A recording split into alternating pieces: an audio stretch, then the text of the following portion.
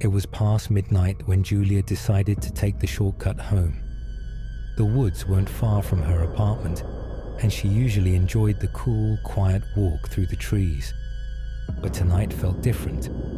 The wind whispered through the branches, and the rustling leaves sounded almost too loud, too insistent, as if something were trying to get her attention. The moon was a thin sliver, barely illuminating the path ahead. Her footsteps echoed against the silence, each one feeling heavier than the last.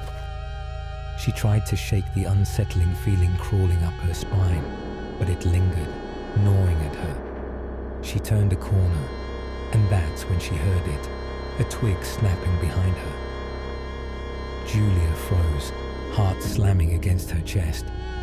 The woods were always quiet at night. No one ever came through here, especially this late. She quickened her pace, dismissing the thought of anyone being out there. It was just the wind, she told herself. But then, another snap. It wasn't the wind. Something was following her. Her breath came faster now, her body tensing with every step. She glanced over her shoulder but saw nothing but darkness.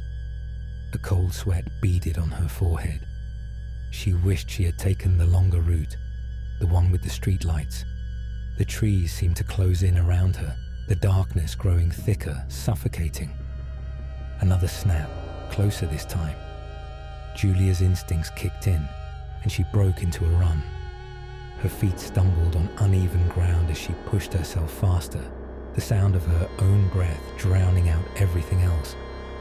But then, through the rush of her panic, she heard something new, a slow, rhythmic crunching of leaves just behind her. It was no longer just a follower.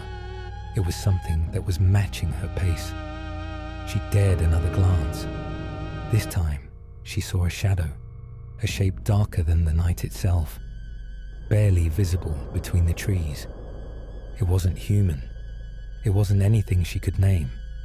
But the shape seemed to bend unnaturally, like it was wrong, like it didn't belong in this world. A surge of terror overwhelmed her, and she sprinted, her lungs burning as her feet pounded the earth. The path should have been closer now, but the trees stretched endlessly ahead. She was running in circles, wasn't she? The crunching sound was getting louder, closer. It was gaining on her. Out of nowhere, something grabbed her arm. A cold, clammy hand that yanked